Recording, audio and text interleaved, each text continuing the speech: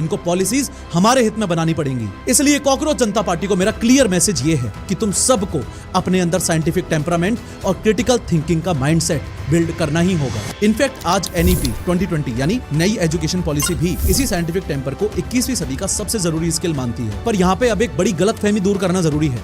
Scientific temperament का मतलब ये नहीं होता कि आप किसी रिलीजन की डिसरिस्पेक्ट करो। इसका मतलब होता है सिर्फ एक आदत, किसी भी बात के सामने, चाहे वो गोदी मीडिया कह रही हो, चाहे वो सरकार कह रही हो, या चाहे कॉकरोच जनता पार्टी सीजेपी खुद कह रही हो, हर किसी के सामने सिर्फ ये 4 सवाल खड़े करना। क्वेश्चन नंबर 1, इसका प्रूफ क्या है? क्वेश्चन नंबर 2, डेटा क्या कह रहा है? क्वेश्चन नंबर 3, इससे फायदा आखिर किसका है? और सबसे जरूरी क्वेश्चन नंबर 4, क्या मैं खुद गलत हो सकता हूँ? और जिस दिन एक पूरी पीढ़ी ये 4 सवाल पूछना सीख जाती है, उस दिन ना कोई उसे कॉकरोच कह के चुप करा सकता है और ना कोई उसे झूठ बेच सकता है, क्योंकि ऐसी पीढ़ी 4 पिलर्स पर खड़ी होती है। पहला, क्वेश्चनिंग माइंड, यानी हर दावे का प्रूफ मांगो। रोजमर्रा की जिंदगी में खुद से पूछो कि इसका सोर्स क्या है, नंबर्स को, सोर्सेज को खुद वेरीफाई करो। दूसरा, साइंटिफिक टेम्पर, यानी इमोशन और ओपिनियन से पहले एविडेंस को रखो, मतलब कोई भी वायरल क्लेम को शेयर करने से पहले एक बार फैक्ट चेक जरूर करो। तीसरा, क्रिटिकल थिंकिंग, यानी अपनी ही साइड को भी जज करो, अपने मूवमेंट की खुद की कमजोरियां पहचानो। और चौथा, सोशल रिस्पॉन्सिबिलिटी, यानी सिर्फ रेंट नहीं, काम करो, वोट डालो, आरटीआई लगाओ,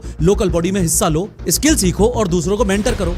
क्योंकि गुस्सा सिर्फ एक चिंगारी है और चिंगारी सिर्फ रास्ता दिखाती है, पर उस रास्ते पर चल के मंजिल हासिल करने के लिए चाहिए एक सोचने वाली, एक सवाल करने वाली, एक काम करने वाली पीढ़ी, एक जनरेशन। इसलिए जो भी लोग इस कॉकरोच जनता पार्टी को चला रहे हैं या फिर चलाने वाले हैं, उनको मैं ये रोड मैप देना चाहता हूं। उन्हें मैं बस ये कहना चाहता हूं कि नंबर्स तो तुम्हारे पास हैं, लोगों का गुस्सा तो तुम्हारे पास इकट्ठा हो गया, लेकिन उस गुस्से को जाया मत करो, उस गुस्से को चैनलाइज करो। अगर ये जनरेशन, अगर ये सीजेपी चलाने वाले लोग साफ